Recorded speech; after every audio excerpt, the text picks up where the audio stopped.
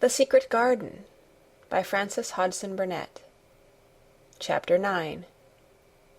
The Strangest House Anyone Ever Lived in.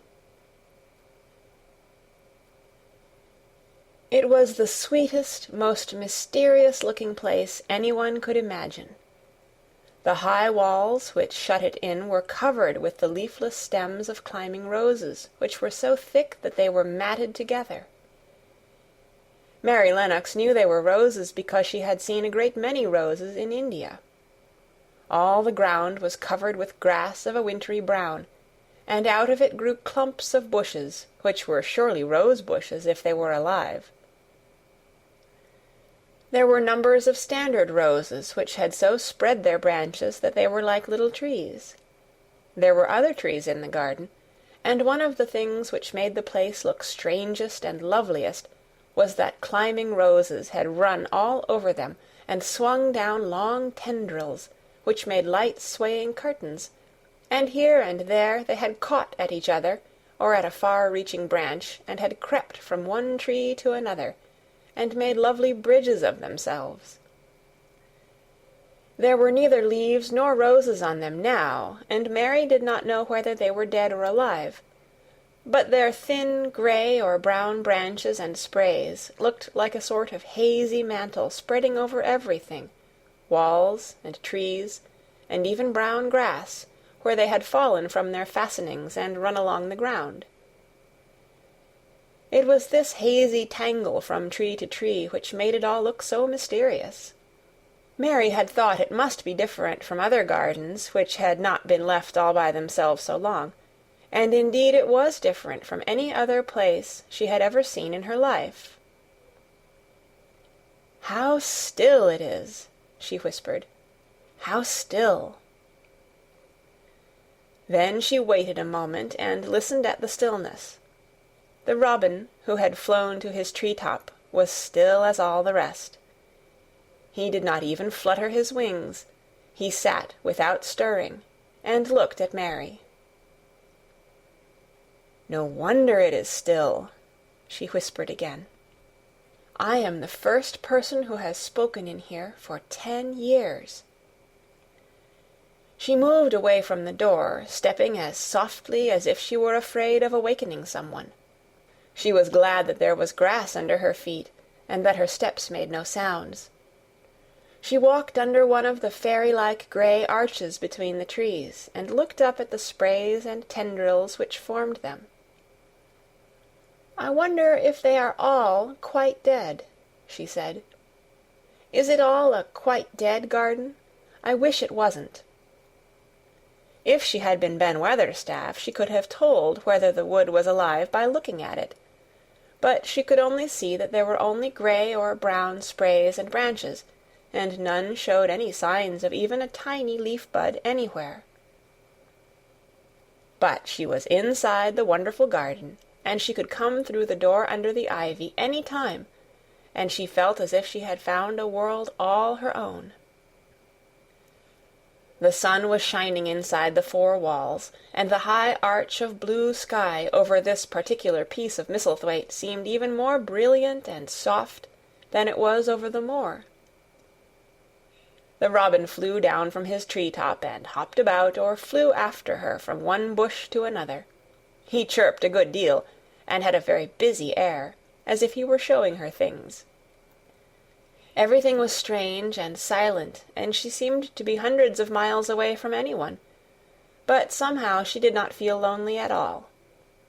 All that troubled her was her wish that she knew whether all the roses were dead, or if perhaps some of them had lived, and might put out leaves and buds as the weather got warmer. She did not want it to be a quite dead garden. If it were a quite alive garden, how wonderful it would be, and what thousands of roses would grow on every side.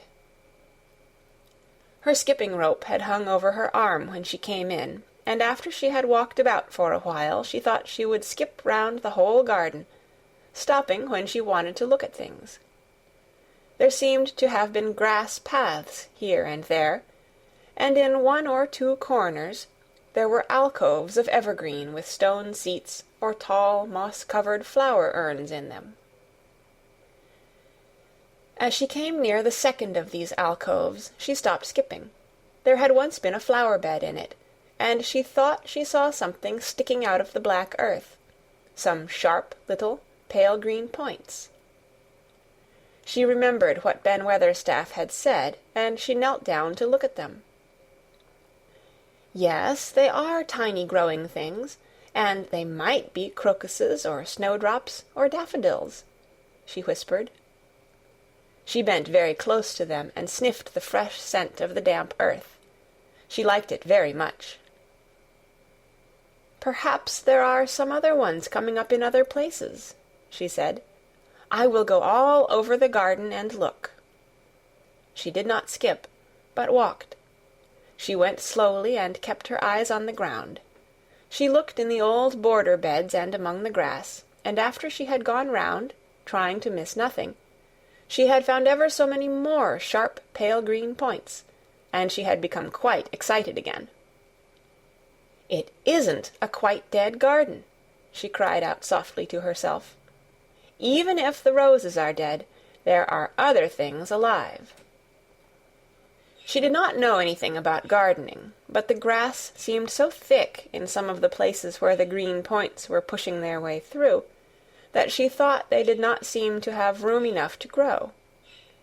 She searched about until she found a rather sharp piece of wood, and knelt down and dug and weeded out the weeds and grass, until she made nice little clear places around them. Now they look as if they could breathe, she said, after she had finished with the first ones. I am going to do ever so many more. I'll do all I can see. If I haven't time today, I can come tomorrow. She went from place to place, and dug and weeded, and enjoyed herself so immensely that she was led on from bed to bed, and into the grass under the trees. The exercise made her so warm that she first threw her coat off, and then her hat, and without knowing it she was smiling down onto the grass and the pale green points all the time. The robin was tremendously busy. He was very much pleased to see gardening begun on his own estate.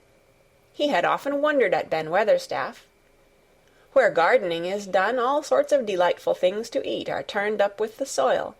Now here was this new kind of creature, who was not half Ben's size, and yet had had the sense to come into his garden and begin at once. Mistress Mary worked in her garden until it was time to go to her midday dinner. In fact, she was rather late in remembering, and when she put on her coat and hat and picked up her skipping rope, she could not believe that she had been working 2 or 3 hours. She had been actually happy all the time, and dozens of the tiny pale green points were to be seen in cleared places, looking twice as cheerful as they had looked before, when the grass and weeds had been smothering them. I shall come back this afternoon, she said, looking all round at her new kingdom, and speaking to the trees and the rose bushes, as if they heard her. Then she ran lightly across the grass and pushed open the slow old door and slipped through it under the ivy. She had such red cheeks and such bright eyes, and ate such a dinner that Martha was delighted. 2 pieces o' meat and 2 helps o' rice puddin', she said. Mother will be pleased when I tell her what the skippin' rope's done for thee. In the course of her digging with her pointed stick, Mistress Mary had found herself digging up a sort of white root, rather like an onion. She had put it back in its place and patted the earth carefully down on it, and just now she wondered if Martha could tell her what it was. Martha, she said, what are those white roots that look like onions? They're bulbs, answered Martha. Lots of spring flowers grow from 'em. The very little ones are snowdrops and crocuses, and the big ones are narcissuses and jonquils and daffydowndillys. The biggest of all is lilies and purple flags. They are nice. Dickon's got a whole lot of 'em planted in our bit o' garden. Does Dickon know all about them? asked Mary, a new idea taking possession of her. Our Dickon can make a flower grow out of a brick walk. Mother says he just whispers things out o' the ground. Do bulbs live a long time? Would they live years and years if no one helped them?" inquired Mary anxiously. "They're things as helps themselves," said Martha. "That's why poor folk can afford to have 'em. If you don't trouble 'em, most of 'em'll work away underground for a lifetime, and spread out and have little uns. There's a place in the park woods here where there's snowdrops by thousands. They're the prettiest sight in Yorkshire when the spring comes. No one knows when they was first planted." "I wish the spring was here now," said Mary. "I want to see all the things that grow in England." She had finished her dinner and gone to her favorite seat on the hearth-rug. I wish I had a little spade," she said.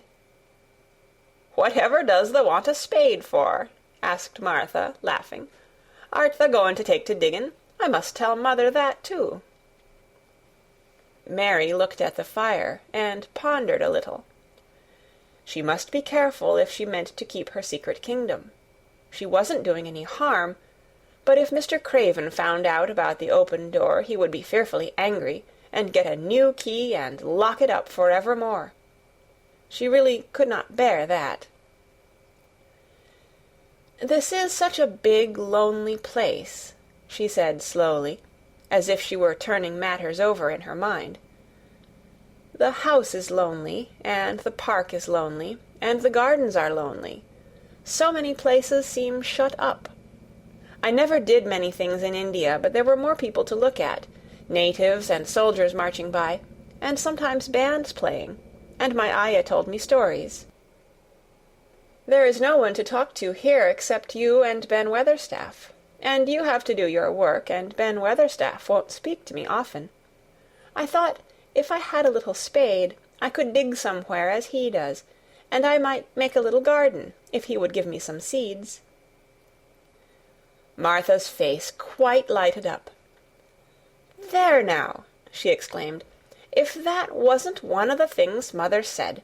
She says, 'There's such a lot of room in that big place, why don't they give her a bit for herself, even if she doesn't plant nothing but parsley and radishes? She'd dig and rake away and be right down happy over it.' Them was the very words she said." "Were they?" said Mary. "How many things she knows, doesn't she?" "Eh," said Martha, "it's like she says, a woman as brings up 12 children learns something besides her ABC. Children's as good as 'rithmetic to set you finding out things." "How much would a spade cost, a little one?" Mary asked. "Well," was Martha's reflective answer, "at Thwaite village there's a shop or so, and I saw little garden sets with a spade and a rake and a fork all tied together for 2 shillings, and they was stout enough to work with, too." "I've got more than that in my purse," said Mary. "Mrs. Morrison gave me 5 shillings, and Mrs. Medlock gave me some money from Mr. Craven." "Did he remember thee that much?" exclaimed Martha. "Mrs. Medlock said I was to have 1 shilling a week to spend. She gives me one every Saturday. I didn't know what to spend it on." "My word, that's riches," said Martha. "Thou can buy anything in the world thou wants. The rent of our cottage is only 1 and 3pence, and it's like pullin' eye teeth to get it. Now I've just thought o' something," putting her hands on her hips. "What?" said Mary, eagerly. "In the shop at Thwaite they sell packages of flower seeds for 1 penny each, and our Dickon he knows which is the prettiest ones, and how to make 'em grow. He walks over to Thwaite many a day just for the fun of it. Does thou know how to print letters?" suddenly. "I know how to write," Mary answered. Martha shook her head. "Our Dickon can only read printin'. If thou could print, we could write a letter to him, and ask him to go and buy the garden tools and the seeds at the same time." "Oh, you're a good girl!" Mary cried. "You are, really. I didn't know you were so nice. I know I can print letters if I try. Let's ask Mrs. Medlock for a pen and ink and some paper." "I've got some of my own," said Martha. "I bought 'em so I could print a bit of a letter to Mother of a Sunday. I'll go and get it." She ran out of the room, and Mary stood by the fire and twisted her thin little hands together with sheer pleasure. "If I have a spade," she whispered, "I can make the earth nice and soft, and dig up weeds. If I have seeds and can make flowers grow, the garden won't be dead at all. It will come alive." She did not go out again that afternoon, because when Martha returned with her pen and ink and paper, she was obliged to clear the table and carry the plates and dishes downstairs, and when she got into the kitchen Mrs. Medlock was there and told her to do something, so Mary waited for what seemed to her a long time before she came back. Then it was a serious piece of work to write to Dickon. Mary had been taught very little because her governesses had disliked her too much to stay with her. She could not spell particularly well, but she found that she could print letters when she tried. This was the letter Martha dictated to her. "My dear Dickon, this comes hoping to find you well as it leaves me at present. Miss Mary has plenty of money, and will you go to Thwaite and buy her some flower seeds and a set of garden tools to make a flower bed. Pick the prettiest ones and easy to grow, because she has never done it before and lived in India, which is different. Give my love to Mother and every one of you. Miss Mary is going to tell me a lot more, so that on my next day out you can hear about elephants and camels and gentlemen going hunting lions and tigers. Your loving sister, Martha Phoebe Sowerby." "We'll put the money in the envelope, and I'll get the butcher boy to take it in his cart. He's a great friend o' Dickon's," said Martha. "How shall I get the things when Dickon buys them?" "He'll bring 'em to you himself. He'll like to walk over this way." "Oh!" exclaimed Mary. "Then I shall see him. I never thought I should see Dickon." "Does thou want to see him?" asked Martha suddenly, for Mary had looked so pleased. "Yes, I do. I never saw a boy foxes and crows loved. I want to see him very much." Martha gave a little start, as if she remembered something. "Now to think," she broke out. "To think o' me forgetting that there, and I thought I was going to tell you first thing this morning. I asked Mother, and she said she'd ask Mrs. Medlock her own self." "Do you mean—" Mary began. "What I said Tuesday. Ask her if you might be driven over to our cottage some day, and have a bit of Mother's hot oat cake and butter, and a glass of milk." It seemed as if all the interesting things were happening in one day. To think of going over the moor in the daylight and when the sky was blue. To think of going into the cottage which held 12 children. "Does she think Mrs. Medlock would let me go?" she asked, quite anxiously. "Aye, she thinks she would. She knows what a tidy woman Mother is, and how clean she keeps the cottage." "If I went, I should see your mother as well as Dickon," said Mary, thinking it over and liking the idea very much. "She doesn't seem to be like the mothers in India."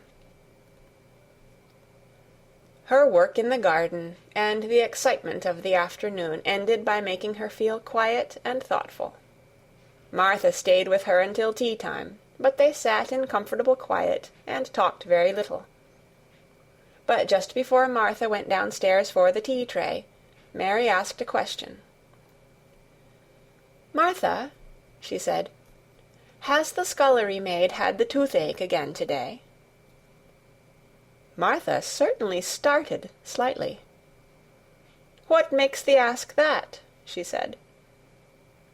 "Because when I waited so long for you to come back, I opened the door and walked down the corridor to see if you were coming. And I heard that far-off crying again, just as we heard it the other night.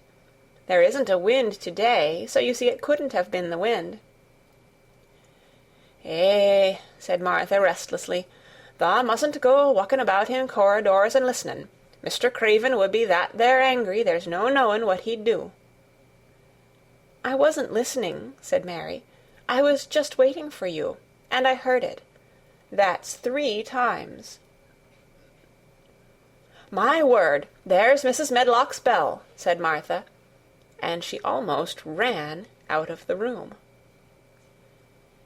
"It's the strangest house anyone ever lived in," said Mary drowsily, as she dropped her head on the cushioned seat of the armchair near her. Fresh air, and digging, and skipping rope had made her feel so comfortably tired that she fell asleep. End of chapter 9.